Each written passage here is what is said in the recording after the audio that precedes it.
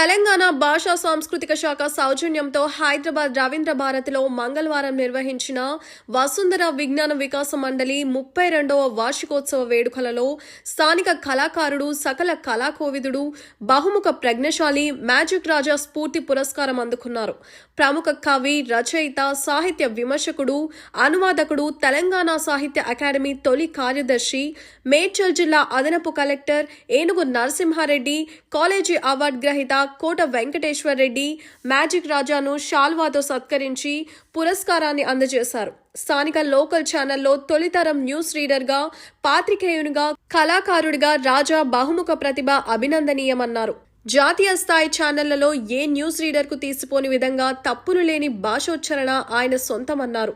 భాష మీద పట్టుతో నాటి ముఖ్యమంత్రి, మంత్రుల పలు బహిరంగ సభలకు వ్యాఖ్యాతగా వ్యవహరించడం ఆయన ప్రతిభకు నిదర్శనమని ప్రశంసించారు. రాజా కవి, రచయిత, వ్యాఖ్యాత, ఇంద్రజాలకుడు, ధ్వన్యనుకరణ, ముఖాభినయ కళాకారుడుగా, మోటివేటర్గా రాష్ట్ర వ్యాప్తంగా ఎన్నో అవార్డులు అందుకున్నారని కొనియాడారు.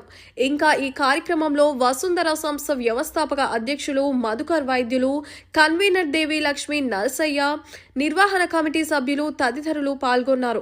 అనంతరం మ్యాజిక్ రాజా తన మిమిక్రీ స్టాండప్ కామెడీతో సభికులను కడుపుబ్బ నవ్వించారు. కాగా రాజా ఈ పురస్కారం అందుకోవడం పట్ల స్థానిక smile place laughing club, Ramagundam కళాకారుల సంక్షేమ సంఘం, గోదావరి సరిగమలు, నియర్ అండ్ డియర్ స్వచ్ఛంద సంఘాల ప్రతినిధులు హర్షం వ్యక్తం చేస్తూ అభినందనలు తెలిపారు.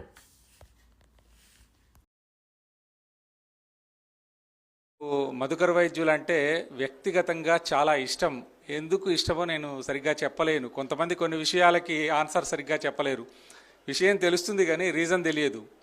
ఆయన బొగ్గు పుస్తకం పేరు బొగ్గు పూలు అనే పుస్తకాన్ని నాకు ఇచ్చి ముందు మాట రాయమన్నప్పటి నుండి ఆయనని శ్రద్ధగా పరిశీలిస్తున్నాను. ఒక గొప్ప జర్నలిస్టు అని అనుకున్నాను.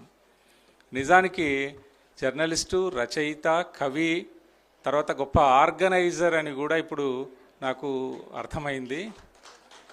ఆయనని మొట్టమొదట వసుంధర విజ్ఞాన వికాస మండలి తరఫున ఏకైక బాధ్యుడు, ప్రధాన బాధ్యుడు, కర్త కర్మక్రియ అన్నీ అయినటువంటి మధుకర్ వైద్యులని మనం అభినందించాలి. అయితే ఇందులో సెంటర్ పాయింట్ ఒకటే ఉంటుంది. ప్రతి కార్యక్రమానికి ఒక లీడ్ ఉంటుంది. ఆ లీడ్ ఏంటంటే ఇప్పుడు అవార్డులు తీసుకోవడం అనేది లీడ్. కాబట్టి మీరందరూ ఈ ముచ్చట్లు, ఈ మాటలు, ఇదంతా డయాస్ మీద ఇంకేం నడుస్తుంది, తొందరగా అవార్డు ఇస్తే బాగుంది, తీసుకుందామనే మూడ్లో మీరున్నారు. మీ మూడ్ని లీడ్కి తీసుకురావాలంటే నేను తొందరగా 2 మాటలు చెప్పి ముగిస్తాను. ఎందుకంటే మధుకర్ వైద్యుల గురించి వాళ్ళ గురువు గారు ఇందాక వెంట్రిలాక్విజం కూడా చేస్తానన్నారు. మరి ఒకటే చేసిపోయారు, ఒక జోక్ పెద్దది పేల్చిపోయారు. ఒక్క మధుకర్ వైద్యులకే కాదు, నిజానికి ఆ సమయంలో ఎంత చైతన్యం ఉంటుంది. 10వ తరగతి ఆయన 93లో 10వ తరగతి చదివాడు, నేను 83లో 10వ తరగతి చదివాను. అంటే నేను 10 ఏళ్ళు సీనియర్గా. వేదికను అలంకరించిన గౌరవనీయులు పెద్దలందరికీ, అలాగే వేదిక ముందున్నటువంటి పురస్కార గ్రహీతలకు హృదయపూర్వకంగా ముందుగా కార్యక్రమానికి వసుంధర విజ్ఞాన వికాస మండలి పక్షాన సాధారణంగా స్వాగతం పలుకుతూ మీ అందరికీ కూడా కృతజ్ఞతలు తెలియజేస్తున్నాను. వాళ్ళు ఉన్నందువల్ల నేను ఎక్కువగా సమయం తీసుకోకుండానే సరే అంటే ఇప్పటి వరకు ఒక్కొక్కరు ఏ రంగాల్లో ప్రత్యేకత కలిగినటువంటి వారిని ఇక్కడ వేదిక మీద ఎందుకు పురస్కారాలతో సత్కరించుకోవడం జరుగుతుంది అనేది మనందరికీ తెలుస్తూ ఉన్నది. యాంకర్స్ కూడా వాళ్ళ ప్రత్యేకతలు చూపుతూ ఉన్నప్పుడు. అయితే మీలో మరి ఎంతమందికి మధు ప్రత్యేకతలు తెలుసో నాకు తెలియదు. కాబట్టి ఇప్పుడేమో తను ఈ సంస్థ పెట్టడం వెనక ఉన్నటువంటి నేపథ్యాన్ని చెప్పుకొచ్చారు. 10th క్లాసులో అప్పుడు ఒక సంస్థను, సామాజిక సేవా రంగంలో ఒక సంస్థను స్థాపించాలనే ఉద్దేశంతో పెట్టినట్లుగా ఇప్పటికి 32 సంవత్సరాలుగా నిర్విఘ్నంగా ప్రతి ఏటా కూడా పురస్కారాల కార్యక్రమం అనేది కొనసాగుతూ ఉంది. ఇంతకుముందే తన మాటల్లోనే చెప్పుకొచ్చినట్టుగా అతడే ఒక సైన్యంలాగా మిగతా మిత్రుల తోడు ఉన్నప్పటికీ కూడా నిన్న మొన్న రాత్రి మాట్లాడినప్పుడు కూడా మధు నాతో ఫోన్ చేసి మాట్లాడుతూ పురస్కారాలు జరగబోయే కార్యక్రమం గురించి చర్చిస్తూ ఉన్నాడు. కానీ నేను మాత్రం అంటున్నది ఏంటంటే ఇవన్నీ బాగానే ఉన్నాయి, నీ పరిస్థితి ఏంది, ఫైనాన్షియల్ పరిస్థితి ఏంది, ఇంట్లో డిస్టర్బ్ కాకుండా ఈ కార్యక్రమాలన్నీ చూసుకో. ఎందుకంటే నువ్వు సమాజ సేవ చేయాలంటే కూడా ఇంట్లో సహకారంతో, అంటే సహకారం మీన్స్ ఏంటంటే ఇంట్లో లోటు లేకుండా ఉండగలగాలి. లేకపోతే మనం కూడా ఇబ్బంది పడతాం. అంటే ఓకే గురుగారు, దానికి ఏం తగ్గలేదు, అది కూడా 2 పడవల మీద ప్రయాణాన్ని కొనసాగిస్తూ వస్తున్నానని చెప్పారు. మధుధర్మారెడ్డి గారు, మీలో ఎంతమందికి తెలుసు కానీ ఒక మంచి కవి, రచయిత. తన సంకలనాలు అలాగే సంపుటులు కూడా విడుదలయ్యాయి, ఆవిష్కరణ అయ్యాయి. అట్లా కాలం లోపల కూడా ఎవ్రీ సండే కూడా ఆ సండే మ్యాగజైన్ని, అలాగే సమాజంలో ఉన్నటువంటి ఒక సామాన్య పౌరులు ఎదుగుతున్నటువంటి ఎదిగిన తీరును కూడా జిందగీ పేరుతోనే వాళ్ళ జీవితాలను రచించినటువంటి, మన ముందుకు తీసుకొచ్చినటువంటి ఒక పత్రికా విలేకరి కూడా మధు. కవి, రచయిత, పత్రికా విలేకరి. ఒక యాత్రా సందర్శన, క్షేత్రాలు, తీర్థాలు, పుణ్యక్షేత్రాలు, దర్శనీయ స్థలాలు, ఇటువంటివన్నిటిని కూడా రెగ్యులర్గా రాస్తూ నాకు తెలిసి 2 సార్లు ప్రభుత్వంతో కూడా అవార్డు తీసుకున్నటువంటి వాడు మధుధర్మారెడ్డి. అందుకని ఆయన సంస్థ నుంచి మనం కూడా పురస్కారం తీసుకోవడం అనేది కూడా మనకు కూడా గర్వకారణం. ఎందుకనే పెద్దవాళ్ళు అంటే ఈ మాత్రం కార్యక్రమంలో ఇంతమందిలో అది కాదు. వేమన ఒక పద్యంలో చెప్పినట్లుగా పిన్నె చేతి దివ్వె పెద్దగా వెలగదా అంటాడు ఒక చోట. అందుకని నిర్వహించే వాళ్ళు చిన్నవాళ్ళ పెద్దవాళ్ళ. కార్యక్రమం జరుగుతున్నది నలుగురిలోనా 4000 మందిలోనా కాదు. అది ఎంత మేరకు చేరగలుగుతుంది, దాని ప్రయోజనం ఏ మేరకు సిద్ధించగలుగుతుంది అనేది ప్రధానం. ఆ ప్రయోజనం ఇప్పుడు సిద్ధిస్తున్నట్టుగా నేను భావిస్తూ, సరే నా గురించి రకరకాలుగా అంటే నా ఆర్ట్ ఫామ్స్ గురించి కూడా చెప్పారు కాబట్టి నేను ఎక్కువగా టైం తీసుకోకుండా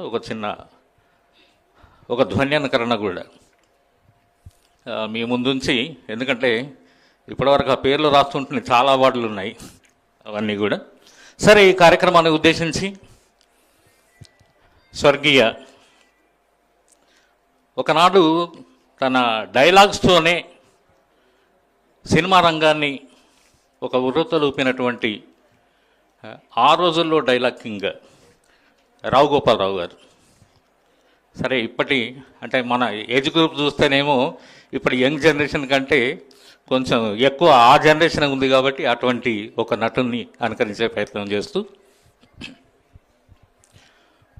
hello hello hello hello hello hello ఏమయ్య మన వసుంధర విజ్ఞాన వికాస మండలి ఈరోజు రవీంద్ర భారతిలో ఇంత చక్కటి కార్యక్రమాన్ని నిర్వహించుకోవడం, దానికి మహామహులైన ఉద్దండ పండితులైన వీరిని అతిథులుగా ఆహ్వానించడం, అలాగే మీ అందరికీ కూడా పురస్కారాలు అందించడం చాలా ఆనందంగా ఉందయ్యా. అసలే నేను హీరోకి తక్కువ, వీలనికి ఎక్కువ, ఓర్ని తసరవల బొడ్డు.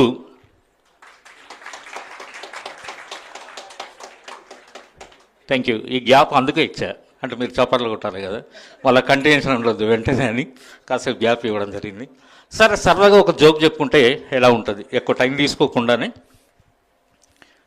ఒకసారి ఒక కార్పొరేట్ సంస్థ వాళ్ళు ఒక మోటివేటర్ని పిలిపించి వాళ్ళ ఉద్యోగుల లోపల ఉత్సాహం ఉండాలి అని ఒక క్లాస్ ఇప్పించారు, పొద్దున్న నుంచి సాయంత్రం దాకా. క్లాస్ అయిపోయింది. ఆ క్లాసులో మోటివేటర్ చెప్పారు, మీరు ఎవరెవరినో మెచ్చుకుంటూ ఉంటారు, ఎవరెవరినో అభినందిస్తూ ఉంటారు, ఎవరెవరికి థ్యాంక్స్ చెప్తూ ఉంటారు. మీరు ఎప్పుడైనా మీ భార్యకు థ్యాంక్స్ చెప్పారా? చెప్పినటువంటి వాళ్ళు మీ భార్యను ఎవరైనా మెచ్చుకున్నారా? మెచ్చుకున్న వాళ్ళు ఒకసారి చేయొత్తండి అన్నారు. అనగానే ముందున్న వాళ్ళందరూ వెనకలు చూసుకుని మొదలుపెట్టింది, ఎవరైనా చేయెత్తిందా అని. వెనకన్న వాళ్ళందరూ ముందు చూసింది, ఏమైనా స్టైల్ వేసిందా అని. ఒక్కటి కూడా లేవలే. దాంతో మోటివేటర్ అన్నాడు, చూసారా, మీ భార్య మీకంటే పొద్దున్నే లేచి మీ పిల్లలను స్కూల్కి వెళ్ళడం కోసం వాళ్ళని తయారు చేసి వేడివేడిగా మీకు అన్నం వడ్డించి, వాళ్ళకి అన్నం పెట్టి, టిఫిన్లు పెట్టి, మీ క్యారియర్లు పెట్టి, టీలు ఇచ్చి, టిఫిన్లు ఇచ్చి, ఆ తర్వాత వాళ్ళకు డ్రెస్సులు వేసి, యూనిఫామ్లు వేసి, సాక్సులు షూసులతో సాగనంపి, ఆ తర్వాత మళ్ళీ మీరు వచ్చేసరికల్లా, సాయంత్రం వచ్చేసరికల్లా మీకు అవసరమైన మీకు, పిల్లలకు అవసరమైన పిల్లలకు ఇవన్నీ వండి పెట్టి ఇంత సేవ చేస్తూ ఉంటే మీరు ఒక్కసారైనా మెచ్చుకోలేదు, ఒక్కసారి మెచ్చుకొని చూడండి. అసలు ఒక ఐడియా మీ జీవితాన్ని మార్చేస్తుంది అన్నట్టు టర్నింగ్ ఎలా ఉంటుందో చూసుకోండి అన్నాడు. ఇదేదో బాగానే ఉందనుకొని నాలాంటోడు ఈ క్లాస్ అయిపోయిన తర్వాత ఏకైకన ఇంటికి వెళ్ళగానే ఏమో అన్నం పెట్టు అన్నాడు. అనగానే ఆమె ఒకసారి కిందికి మీదకి చూసింది. ఏం కనీసం కాలు చేతులు కూడా అడగవా? అరే మనం మర్చిపోయినాం, ఏదో ఆకలి దాని చేస్తుంది, ఆ కాళ్ళు చేతులు కూడా కడుక్కోవాలి కదా అని మనోడు ఏదో ఆ వాసనలో వేళ్ళు చేతులు ఏదో కట్టుకున్నట్టు చేసేసి వచ్చి డైనింగ్ టేబుల్ దగ్గర కూర్చొని ఆ అన్నం పెట్టు అన్నాడు. పెట్టమనగానే ఆవిడ అన్నం పెట్టింది పల్లెల్లో.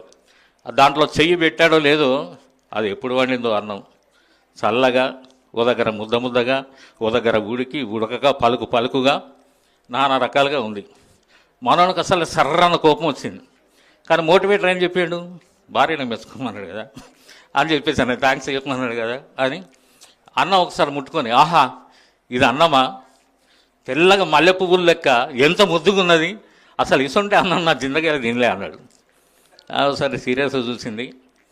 ఆ గంజలో ఏదో ఇంత చారు ఉంటూ ఒక గంటనంత చారు పోసింది. చారు పోసిన తర్వాత కలుపుకొని నోట్లో పెట్టుకుంటే దాంట్లో ఉప్పు లేదు, కారం లేదు, పులుపు లేదు, అసలు ఏ రుచి లేదు. మనోనికి మళ్ళీ సర్రన్న కోపం వచ్చింది. కానీ మోటివేటర్ ఏం చెప్పాడు, భార్యను మెచ్చుకోవాలన్నాడు కదా. అందుకని ఆహా ఇది చారా, అమృతం, అసలు ఇసుంటి చార ఇంతవరకు నా జిందగీలో తిన్నా అన్నాడు. వెంటనే ఆమె గంజు బోర్లిచ్చి టపీ టపీ అని 4 సంపులు చంపి నెత్తిమీ నుంచి నలమకపోడా. ఏందో మీటింగ్ అనవు, పొద్దుగాల అనగా వినవు, అచ్చుడే అన్నం పెట్టుమన్నావు. నువ్వు అడిగిన కర్మానికి మన ఇంట్లో అన్నం లేదు. ఏదో ఏ ఆకలి మీద ఉన్నావు అని చెప్పేసి అని పక్కింటి ఆమె దగ్గర అడగస్తే మనకు లగ్గమై 20 ఏళ్ళు అవుతుంది. వేడివేడిగా కమ్మగా అడ్డి పెట్టిన కొంచెం తిన్నావు, కానీ ఎన్నడన్నా మెచ్చుకున్నావా?